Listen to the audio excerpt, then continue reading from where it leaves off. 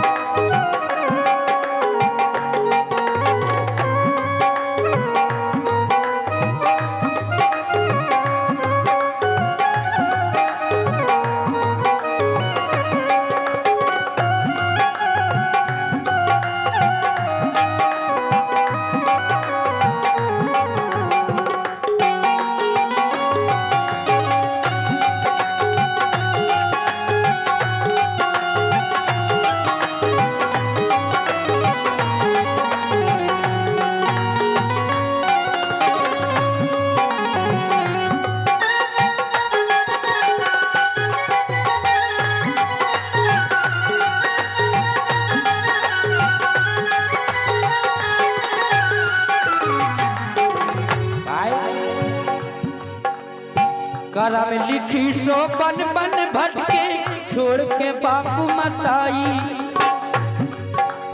करा में लिखी सो बन बन भटके छोड़ के बापू मताई। दोष लगो के कई के माथे, दोष लगो के कई के माथे बेपत ही रघुराई। दोष लगो के कई के माथे बेपत ही रघुराई। सो ऐसो वीर न जावे बेदना, ऐसो वीर न जावे बेदना सही भोगने पड़े। जैसो लिखो भाग में बेदना सही भोगने पड़े।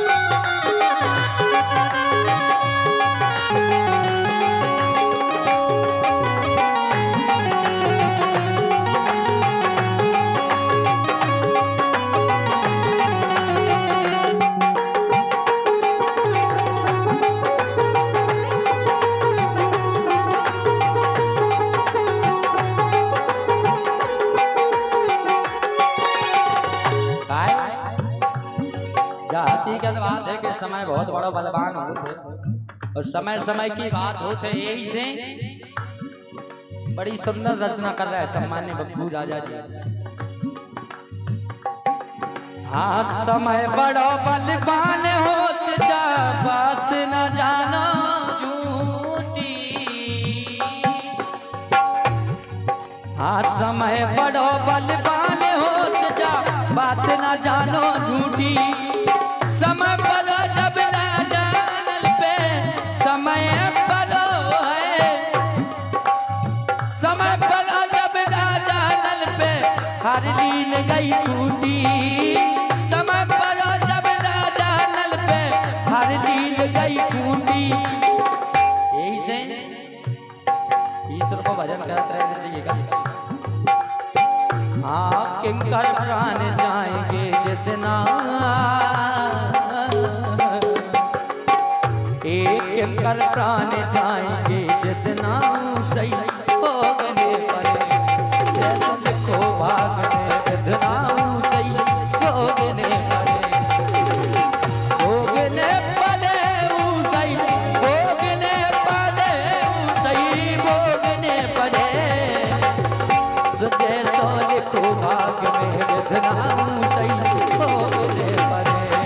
जैसो लिखो भाग में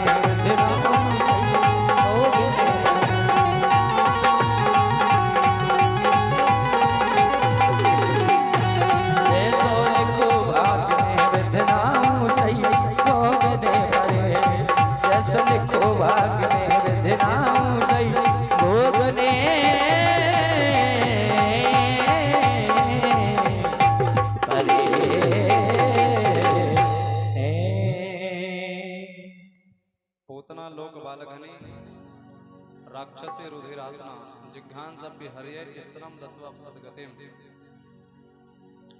भगवान की कृपा स्वतंत्र है, ना जाने किस पर बरसे, और इसलिए भगवान ने उसे सद्गति प्रदान कर दी।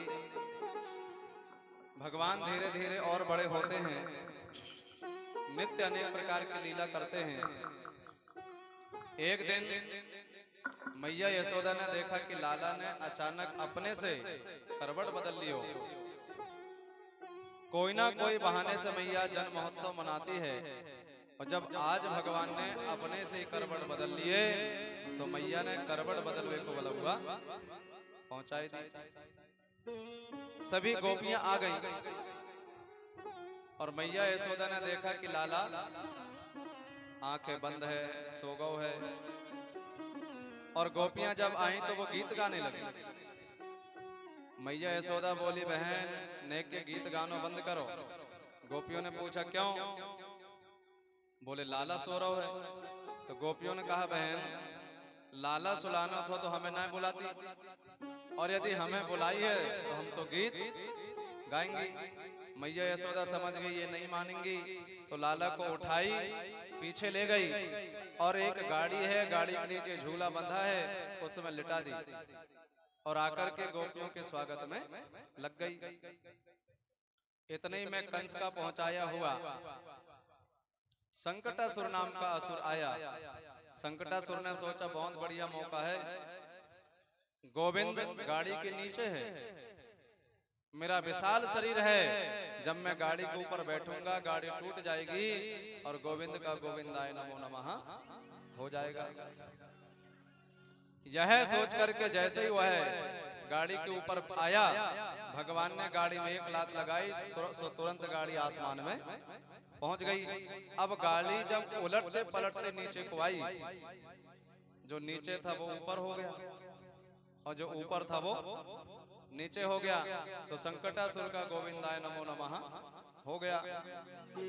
आवाज सुनकर के वहां मैया यशोदा पहुंची, कन्हैया को लेकर के अंदर गई, और मैया विचार करने लगी कि लगता है ये राक्षस भी मारने के लिए आयो, लेकिन मेरे लाला का जन्म ब्राह्मणों को आशीर्वाद से भव है। कहा जो ब्राह्मण ये आसूया नृत दंभ मान हिंसा विवर्जिता ना तेसाम सत्यशीला नाम आशीष विफलाह कृतः। जो ब्राह्मण आसूया से दूर रहे, आसूया मतलब किसी के गुण में दोष ना ढूंढे। पर आज के समय में कोई चाहे दूध का धूला क्यों ना हो, किसी को किसी की बुराई करना है तो ना जाने कहां से बुराइयां ढूंढ लेते हैं।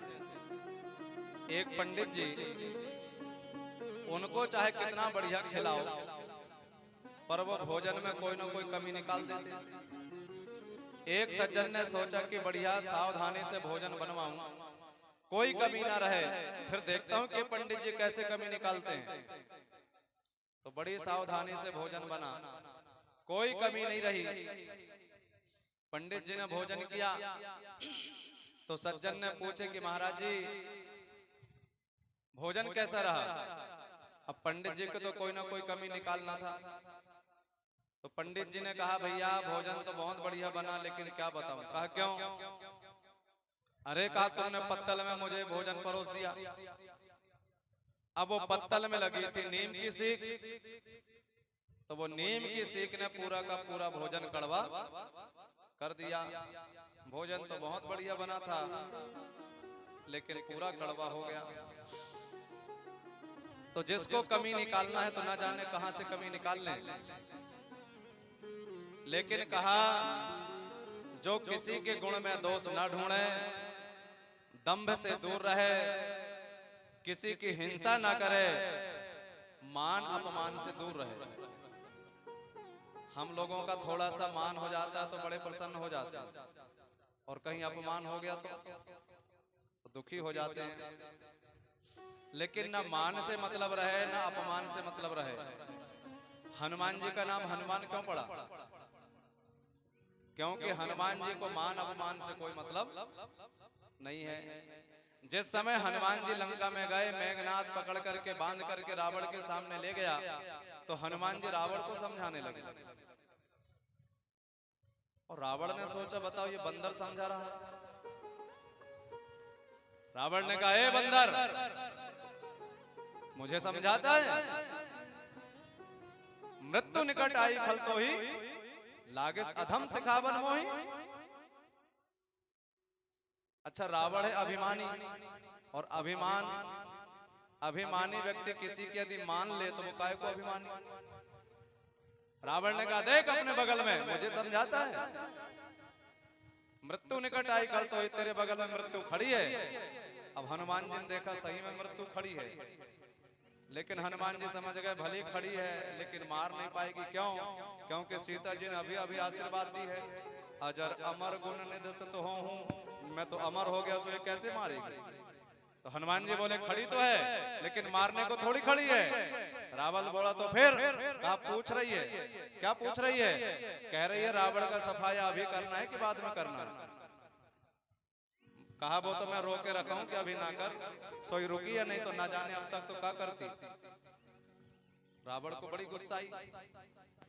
रावण ने राक्षसों से कहा बंदर को मार डालो। दौड़े सब तलवार लेकर। इतने में वहां पर विभीषण जी आ गए। विभीषण जी ने कहा कि भैया नीति विरोध न मारिए दूता, ये दूत है और दूत को मारना नीति के विरुद्ध है।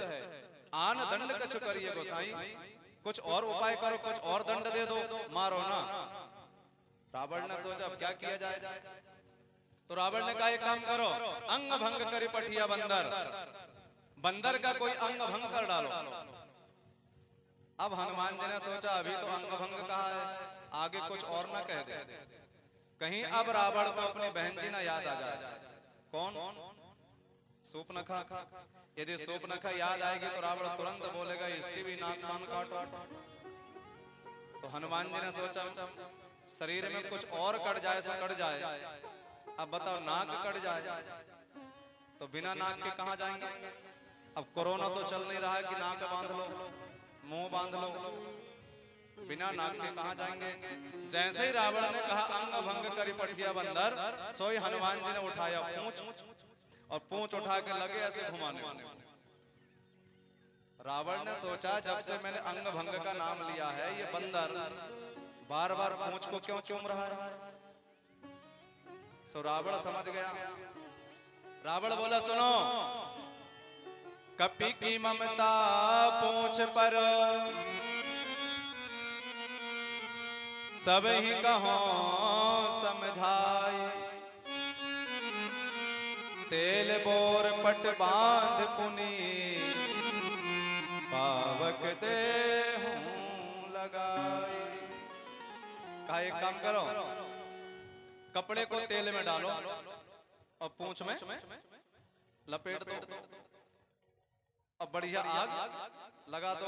अब राक्षसों को तो इसी में मजा है, पूंछ जलाना पूंछ, तो सब प्रसन्न हो गए। तो सबने कहा रे भैया पूंछ जलाना है तो तेल से क्यों जलाएं। कहा तो रावण ने कहा तेल बोर पट बांध पुनी, लेकिन इन्होंने कहा तेल से नहीं जलाएंगे। तो अरे कहा हम तो शुद्ध देसी घी से जलाएंगे, घी से। रावण ने घी का नाम नहीं लिया और लंका में सबसे पहले घी समाप्त हुआ। रहा न नगर बसन घृत तेला, पहले तो घी समाप्त हुआ बाद में तेल। इतने कपड़े लपेट दिए और क्या कर रहे हैं, मारही चरण करही बहु हासी, बाजही ढोल देहि सब तारी। कोई ढोल बजा रहा है, कोई नगाड़ा बजा रहा है, कोई ताली बजा रहा है। मार ही चरण, लातों से मार रहे हैं, घूंसों से मार रहे हैं। पर हनुमान जी ने कहा हम तो राम काज करने को आए हैं, राम काज करके जाएंगे, चाहे कोई लातों से मारे चाहे कोई घूंसों से मारे। सब मारने में लगे थे और इतने में इन्होंने लगा दिया आग। अब हनुमान जी ने विचार किया अब क्या किया जाए। अच्छा जिस समय हनुमान जी चलने को तैयार भये तो जामवंत जी कह रहे थे ज्यादा कुछ नहीं करना हनुमान जी, इतना करहूं तात तुम जाई, सीता ही देख कहूं सुध आई। बोले देख करके चले आना। लेकिन जैसे ही सीता जी के पास में पहुंचे तो त्रिजटा कह रही थी सपने बानर लंका जारी। हनुमान जी तो जा रहे थे, लेकिन मार्ग में कौन मिली? मार्ग में उनको सुरसा मिली। तो सुरसा कह रही थी, राम काज सब कर हूं, तुम बुद्धि निधान। जब जा रहे थे तो मंत्री जी कह रहे थे बस इतना करना, और मार्ग में सुरसा कह रही थी सब करना। तो हनुमान जी ने सोचा मंत्री जी तो कह रहे थे इतना करना, और ये कह रही सब करना, अब सब पता नहीं क्या है। और आगे हनुमान जी बढ़े तो लंकनी मिल गई। और लंकनी क्या कह रही थी? प्रवेश नगर कीजे सब काजा, ये भी कह रही थी सब काजा। तो हनुमान जी को समझ में नहीं आ रहा था ये सब काज क्या है। इतने ही में त्रिजटा कह रही थी, सपने बानर लंका जारी। सो हनुमान जी समझ गए सब काम, अनेक काम है। मंत्री जी कह रहे थे इतना ही करना, लेकिन भगवान की इच्छा है और भी काम करना है। जैसे ही पूंछ में आग लगी, सो हनुमान जी लंका जलाने लगे। उलट पलट लंका सब जारी। अब उलट पलट कैसे? लंका को थोड़ी पलटे। लंका को जलाते हनुमान जी जा रहे थे। इतते पवन सुत जलावत लंका, इतते पवन सुत जलावत लंका, उदित विभीषण भवन असंका। इतते पवन सुत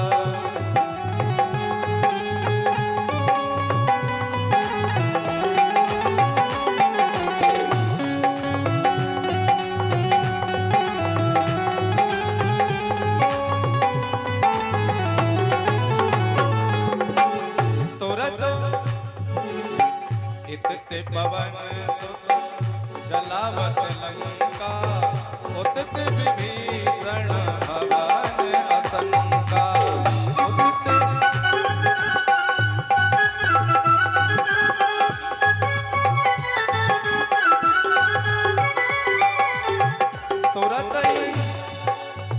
तुरत ही पलट गयऊं कपिराई, ताहि छाणी पुनि आगे लगाई। तुरत ही पलट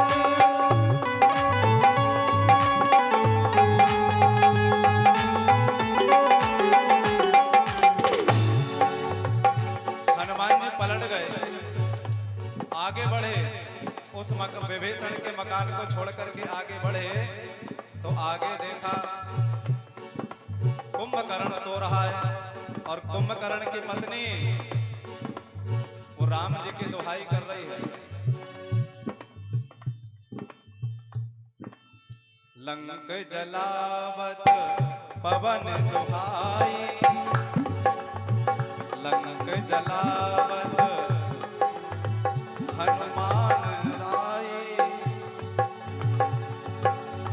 भवन जले तो राम दुहाई, भवन जले तो राम दुहाई। सो तुरतई पलट गयऊं कपिराई, ताहि छाणी पुनि भवन जलाई, ताहि छाणी पुनि लंक जलाई, ताहि छाणी पुनि लंक जलाई। हनुमान जी जलाते हुए लंका को चले जा रहे हैं। इतने ही में विभीषण जी का भवन दिखा तो तुरंत हनुमान जी पलट गए, और फिर कुंभकर्ण का भवन दिखा तो उसको भी छोड़ दिए। इसलिए उलटी पलटी लंका सब जारी। दूसरी बात, काल की चली ना महा, काल की चली हो, काल की चली ना महा, काल की चली सोचिए सहारा देवे बप्पा बजरंगबली, जिए सहारा देवे बप्पा बजरंगबली। काल की चली ना महा, काल की चली ना महा, काल की चली, जिए सहारा देवे बप्पा बजरंगबली।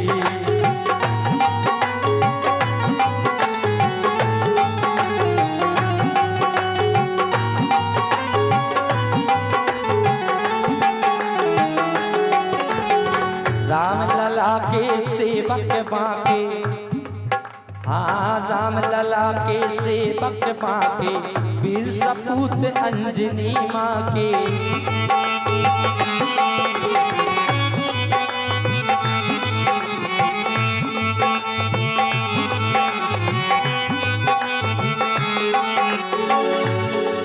ओ राम लला के सेवक बाके, वीर सपूत अंजनी माँ के। सो दय कैयक वरदान है माता जनक लली, दय कैयक वरदान है माता जनक लली। जिए सहारा देवे बप्पा बजरंगबली, जिए सहारा देवे बप्पा बजरंगबली।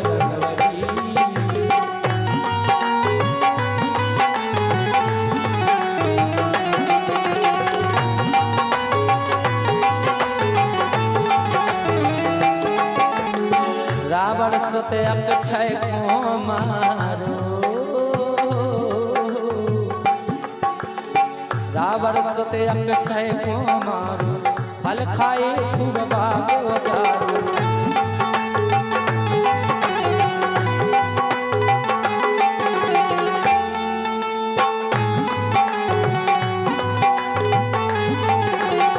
रावण सत्य अक्षय को मारो, फल खाए खूब बागे उजारू।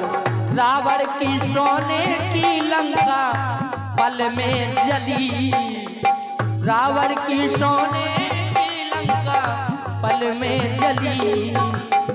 ये सहारा देवे बप्पा बजरंगबली, ये सहारा देवे बप्पा बजरंगबली।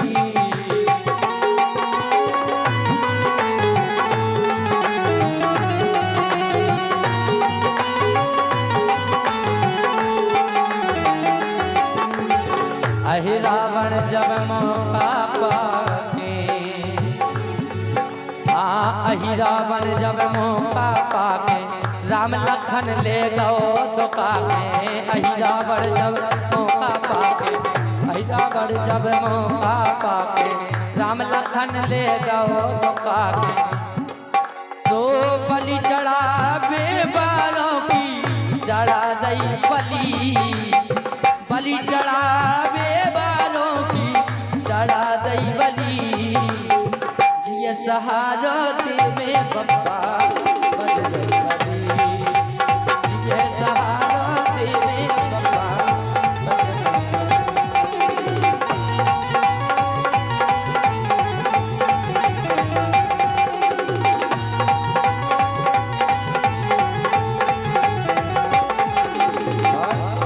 हनुमान जी महाराज की तो ऐसी कृपा है, अजीब बरस गई तो बहुत धन हो ही जाओ। यही से हाँ जाओ ऋषि नौ रंग द्वारे, संकट मोचन संकट तारे।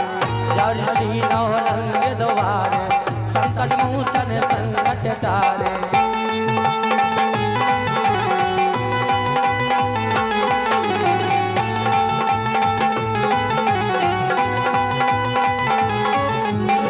जाओ ऋषि नौ रंग द्वारे, संकट मोचन संकट। जाओ ऋषि नौ रंग द्वारे, संकट मोचन संकट तारे।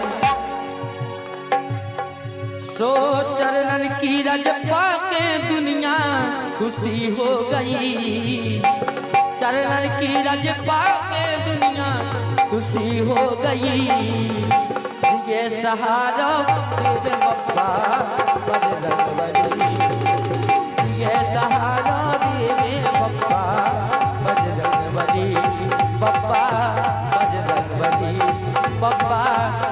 बजरंगबली।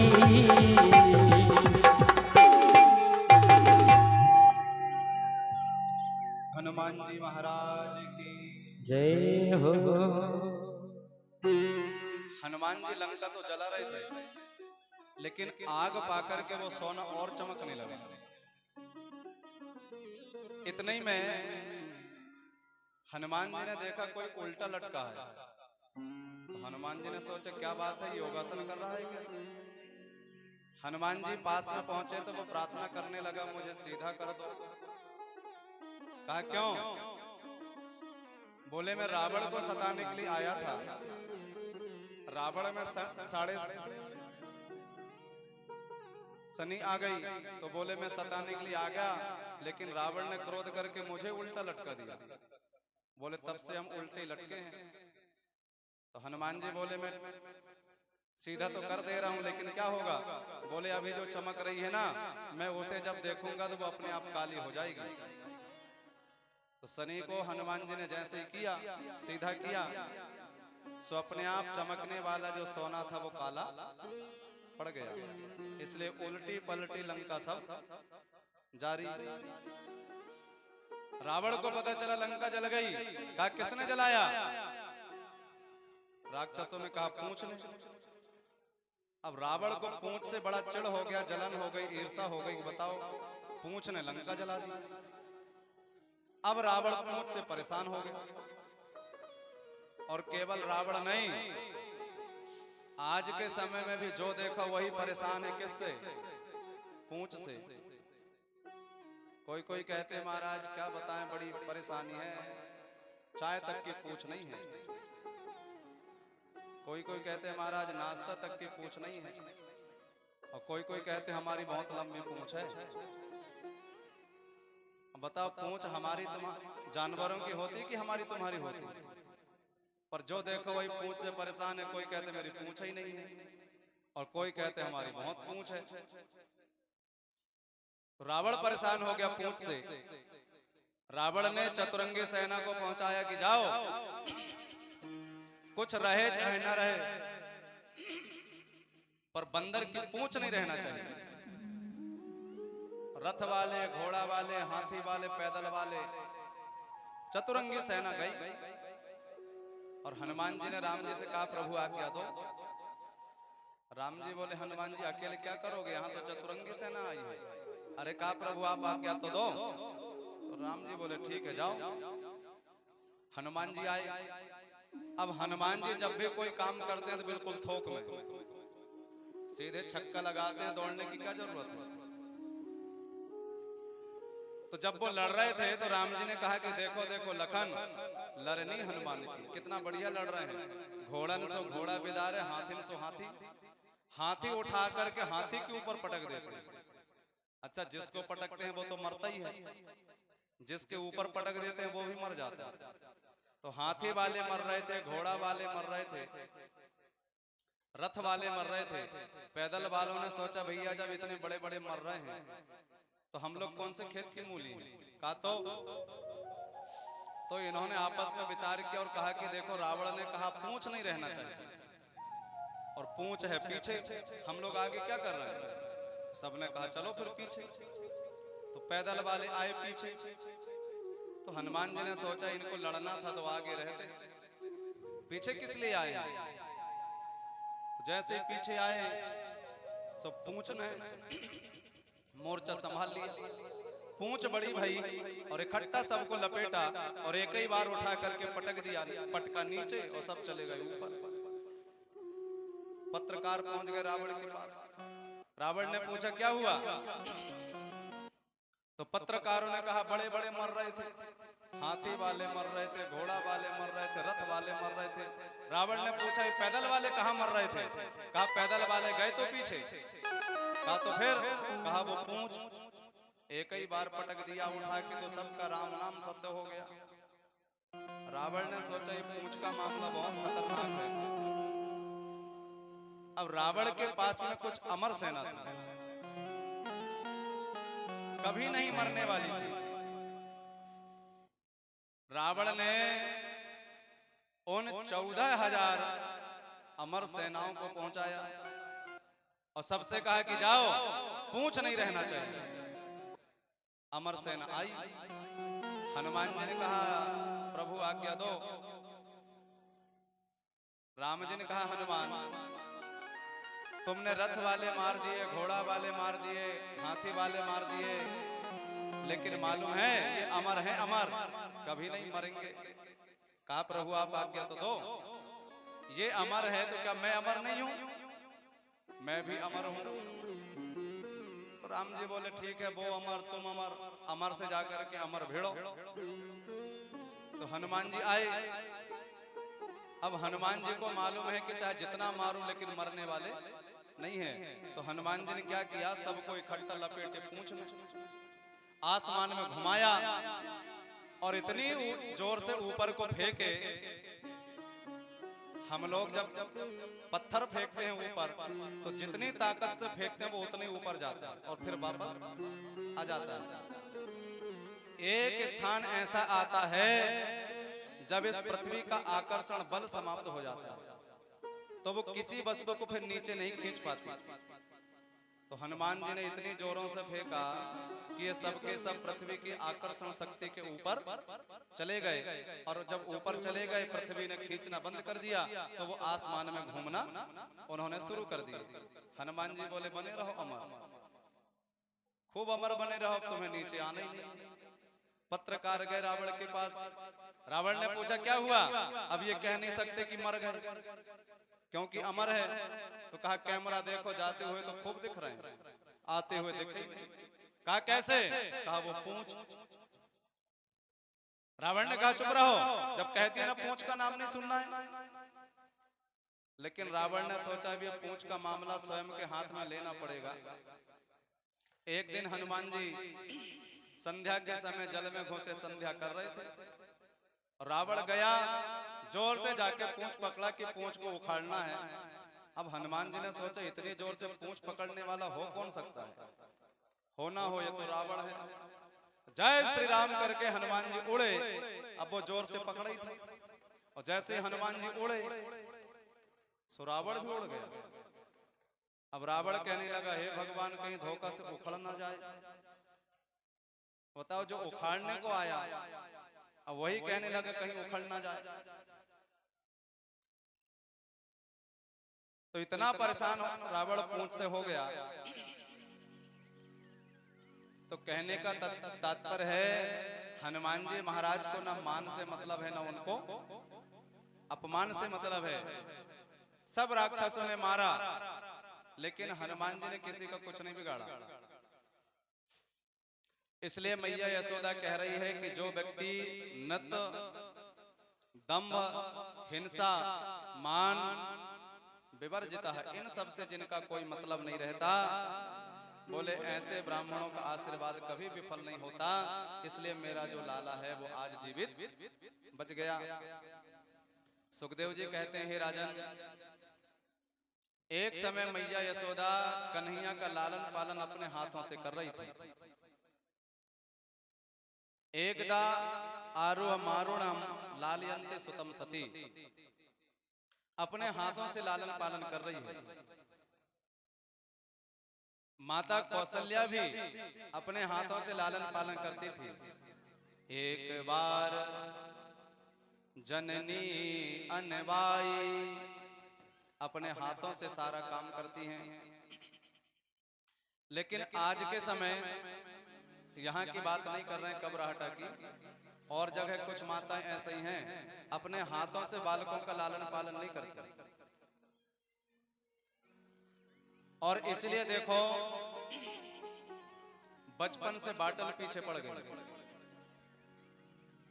जब छोटे छोटे हैं तो हाथ में आ गया दूध का बाटल, और पढ़ने जाने लगे तो आ गया पानी का बाटल। अब जिसने बचपन से बाटल देखा वो जवानी में क्या करेगा? तो जैसे ही जवान हुआ, जवानी में फिर एक बाटल आ गया, अब बुढ़ापे में भी बाटल, बुढ़ापे में ग्लूकोज की बाटल। जन्म से लेकर के मरण तक बाटल पीछे नहीं छोड़ी। अच्छा, जब किसी का किसी से झगड़ा होता है तो क्या कहता है? माँ का दूध पिया है तो वाह। अब आज के समय में बचपन से बाटल का दूध पी रहे हैं, तो अब आगे यह कहना पड़ेगा बाटल का दूध पिया है तो वाह। लेकिन मैया यशोदा अपने हाथों से लाला का लालन पालन कर रही है, और उसी समय भगवान ने एक लीला किया, उनका वजन बढ़ गया। भगवान ने वजन बढ़ाया तो मैया यशोदा ने सोचा कि लाला ज्यादा दूध पी गए होगा, इतना वजन कैसे है गयो। तुरंत उतार करके जमीन में रख दी, और इतने ही में मामा का पहुंचाया हुआ तृणावर्त नाम का असुर आ गया। बावंडर बन करके आया, चक्रवात बन करके आया, बड़ी जोर से धूल उड़ने लगी, और उसने कन्हैया को उठाया, आसमान में पहुंच गया। जैसे ही मथुरा की तरफ भागने लगा, भगवान उसकी गर्दन पकड़ करके लटक गए। और भगवान ने सोचा अभी अभी मैया की गोदी में लीला किया था, वजन बढ़ाया था, अब मामा की पीठ में लटका हूं, यहाँ भी वही लीला कर देता हूं। जैसे ही भगवान ने वजन बढ़ाया तो वो तृणावर्त कहने लगा गलती हो गई, लगता है गलती हो गई, वो कन्हैया की जगह मैंने कोई चट्टान उठा करके ले आया। इतना मूर्ख है। हम लोग पत्थर में देखते हैं कि पत्थर नहीं है भगवान है, और ये भगवान को कह रहा है कि भगवान नहीं है पत्थर है। जब उसकी श्वास रुकने लगी तो चिल्लाया छोड़ दे छोड़ दे। तो भगवान ने कहा कि मामा जी थोड़ी देर पहले मौसी जी भी आई थी, वो भी यही कह रही थी, लेकिन मेरी आदत है मैं जिसे पकड़ लेता हूँ फिर छोड़ता नहीं हूँ। सो तृणावर्त का भी गोविंदाय नमो नमः हो जाता है। भगवान नित्य कुछ ना कुछ लीला करते हैं। एक दिन गोबर गौशाला में गए और पूरे शरीर में गोबर लपेट लिए। मैया ने देखे कि इतनी बढ़िया से मैंने नहलाई धुलाई और पूरे शरीर में गोबर लगाए लियो। मैया बोली दारी को तो पूर्व जन्म को सुअर रहेगा, तूने पूरे शरीर में गोबर काहे को लगाए लियो। मैया डांटती और भगवान हंस करके कहते हैं दाऊ भैया देख ले, मैया बिल्कुल ठीक ठीक पहचान रही है, मैं पूर्व जन्म को सुअर ही तो हूं। 12 बन करके भगवान आए थे। एक दिन भगवान ने क्या देखा,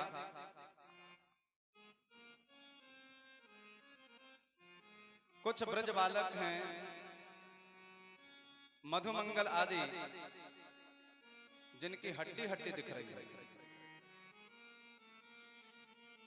तो भगवान ने उन बालकों से कहा कि चलो आज से हम नयो खेल खेलेंगे। बालकों ने कहा क्या खेलेंगे, तो कहा आज से हम चोरी चोरी को खेल खेलेंगे। एक बालक ने कहा कन्हैया 9 लाख गाय तेरे बाप के घर और तू चोरी करे। भगवान बोले देखो मेरे पास तो कछु कमी ना है, लेकिन मधुमंगल को देखो, ये सुमंगल को देखो, हड्डी हड्डी दिख रही है। सो भैया आज से चोरी को काम तो करना पड़े। एक बालक बोला देख कन्हैया हमारे बाप दादाओं ने कभी चोरी को काम ना सिखायो। सो भगवान बोले एक काम करो, आज से तुम लोग हमको ही अपने बाप दादा समझ लो, लेकिन चोरी को काम तो जरूर करने पड़े। एक काम करो, आज अपने अपने घर में चोरी करना। सबके सब बालक गए अपने अपने सोने घर में, सबने चोरी शुरू किया। इधर भगवान भी अपने घर में चोरी कर रहे थे, निकाल निकाल करके माखन खा रहे। इतने में मैया यशोदा आई, आवाज लगाई कनुआ। सोई भगवान तो डर गए कि अब भाई पिटाई। मैया आई, देखी कि दोनों हाथ में माखन। कहा लाला तू चोरी करे। भगवान बोले मैया बिल्कुल चोरी नहीं करूं। कहा तो फिर माखन। कहा मैया एक तो ये गर्मी को समय है और इतने मोटे मोटे कंगन मेरे हाथ में पहना दी है। मैया मेरे हाथ में बड़े हाथ में जलन भयो, सो मैंने ठंडो ठंडो ये माखन में हाथ डाल दियो। और सही बताऊं मैया बहुत आराम मिलो है। मैया बोली लाला तो फिर ये ओंठ में माखन कैसे पहुंच गए हो। तो भगवान बोले मैया जैसे ही मैंने माखन में हाथ डालो तो 2-4 चींटी मेरे ओंठ की तरफ में गई। अब मैंने वो चींटियों को भगाने के लिए जैसे ही ओंठ में हाथ लगायो सो माखन भी ओंठ में पहुंच गयो। दूसरे दिन सब बालक मिले तो किसी ने कहा कन्हैया मैं तो चोरी करते हुए सफल हो गया, किसी ने कहा मैं विफल हो गया, और कोई कोई बोले हमारी तो पिटाई हो गई। भगवान ने कहा दारी के पहली बार चोरी की और पहली बार पिट करके आ गए, चलो आज से हम एक मंडली बनाएंगे और मंडली बना करके चोरी करेंगे। सो भगवान ने मंडली बना लिए और नित्य चोरी का काम शुरू कर दिए। बतसान मुंचन कुचित समय क्रोध संजात हासः स्तेयं सुत दध दधिपयः कल्पितै स्तेय योगै मरिकान भोक्षण विभजति सचिन्नाति भाण्डं भिनन्ति द्रव्यलाभे सग्रह कुपितो याति युक्तो क्रोशितो। नित्य भगवान ने बालकों के संग में चोरी शुरू कर दिए, और जिस समय चोरी करने के लिए जाते हैं और जब चोरी करके भगवान वापस आ जाते हैं तो गोपियों को रहा नहीं जाता। अब भगवान से मिलना है, भगवान को देखना है, तो भगवान के घर में महल में जाना पड़ेगा, और किसी के घर में जाना है तो कोई ना कोई बहाना तो होना चाहिए। तो उलाहने के बहाने से सब गोपियां इकट्ठी होकर के पहुंचती हैं। आवाज लगाई अरे यशोदा, सो मैया बाहर आ गई। हाँ बहन क्या बात है? अरे कहा पहले अपने लाले को बुला, हम कोई चुगलखोर थोड़ी हैं जो पीठ पीछे चुगली करके भाग जाए। सो मैया ने आवाज लगाई कनुआ। सो भगवान सामने आ गए। हाँ मैया क्या बात है? तो कहा देख तो लाला ये सब के सब शिकायत लेकर के आई है। और जैसे ही शिकायत का नाम भगवान ने सुना सो मुंह लटका करके खड़े हो गए, और एक एक करके सारी गोपियां शिकायत करती हैं। एक गोपी कहती है यशोदा तेरो लाला मेरे घर में आवे और वो माखन चुरा चुरा करके खावे। मैया यशोदा ने कहा कि देखो बहनाओ, एक तो मेरो लाला है छोटो, अब बताओ यदि ये किसी के यहाँ जाकर के माखन को खाता होगा तो कितना माखन खाता होगा। इसलिए कहा बहन यदि तेरे घर में 1 किलो माखन यह खाता है तो मेरे घर से तो 2 किलो लेकर के चली जाया कर। लेकिन सुन, इसकी शिकायत लेकर के कि ये माखन खाता है मेरे घर में तू ना आया कर। लेकिन वो बोली कि बहन तो सुन, तो ये खावे कोई बात नहीं। मैया यशोदा भगवान को कितना चाहती थी, जब मैया भोजन करवाने के लिए बैठती तो पहले चावल को हाथ में लेती और चावल को अंगूठे से मतती है और सोचती है कहीं इसमें कोई कंकड़ तो नहीं आ गया। उसे बढ़िया से चेक कर लेगी, इसके बाद में खिलाएगी। फिर दाल लेगी, उसे देखेगी, इसके बाद में खिलाएगी। एक बार जिस समय भगवान मथुरा गए और भगवान मथुरा से चले गए द्वारिका, और उसी द्वारिका में भगवान रहने लगे।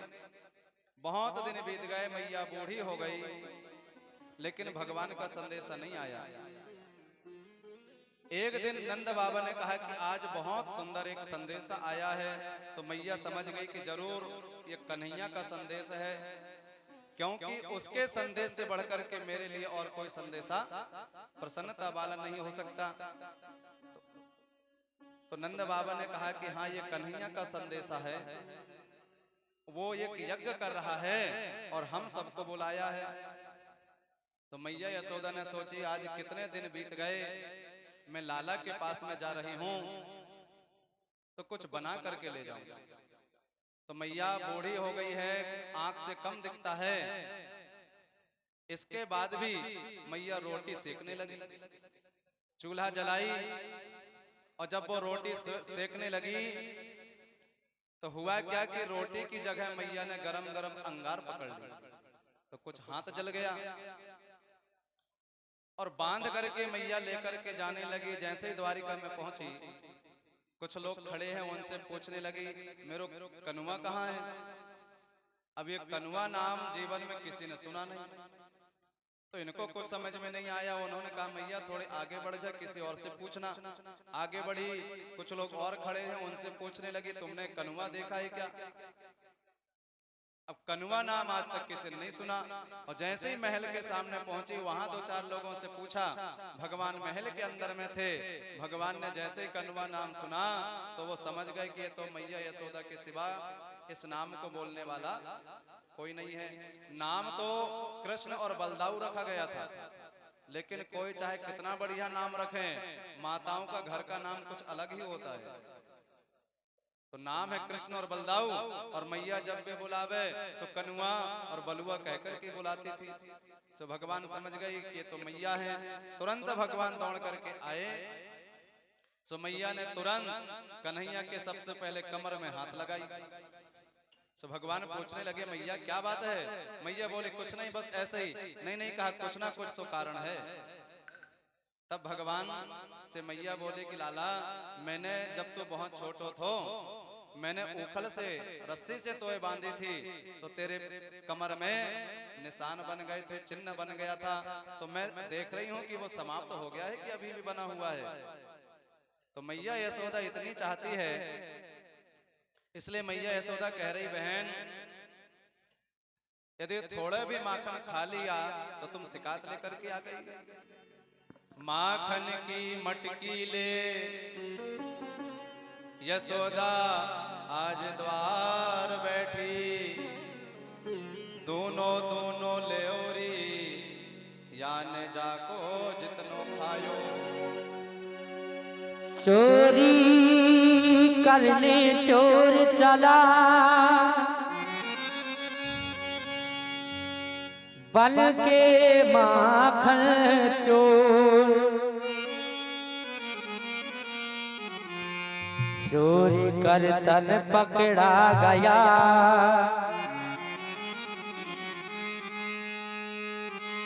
सखियां मचा रही शोर।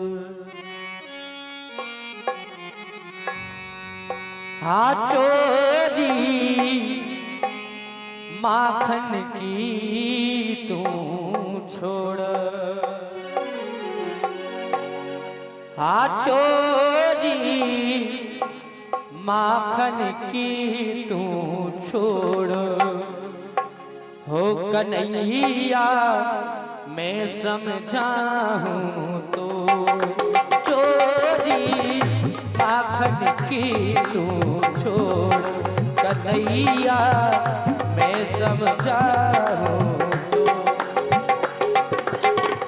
मैं समझाऊं तो कन्हैया मैं समझाऊं तो। सो चोरी माखन की तू छोड़, कन्हैया मैं समझाऊं तो।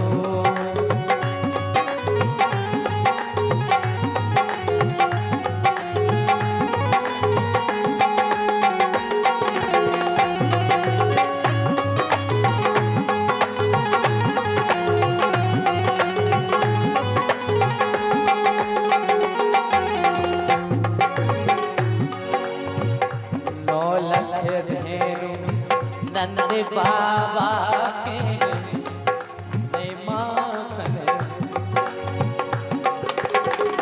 9 लख धेनु नंद बाबा के, नित्य नए माखन हो।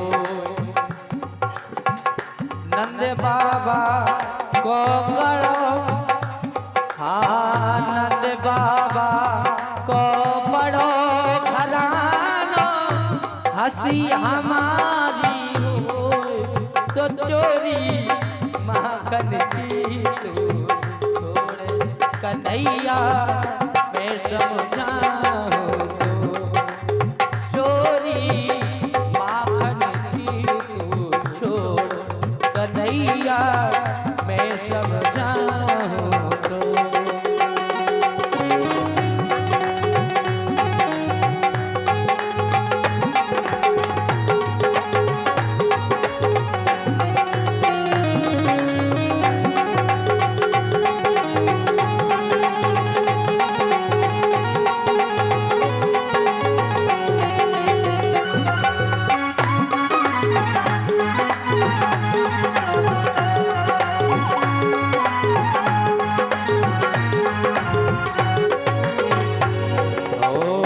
बरसाने से आई सगाई घर घर चल जाओ बरसाने से आई सगाई घर घर चल जाओ बड़े घरों की राज दुलारी बड़े घरों की राज दुलारी नाम धरेगी तो चोरी माखन की तो चोर कन्हैया मैं समझाऊं तो चोरी माखन की तो चोर कन्हैया मैं समझाऊं तो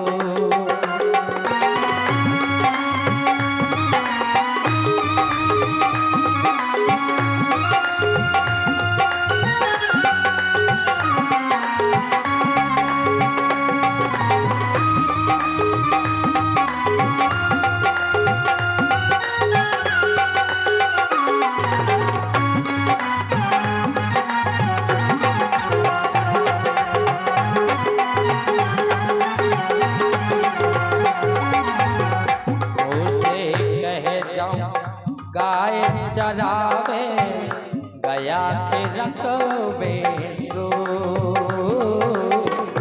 उसे कह जाऊं गाय चरावे गया के रखबे सो ओ कंवालन के पाले पड़ गयो कंवालन के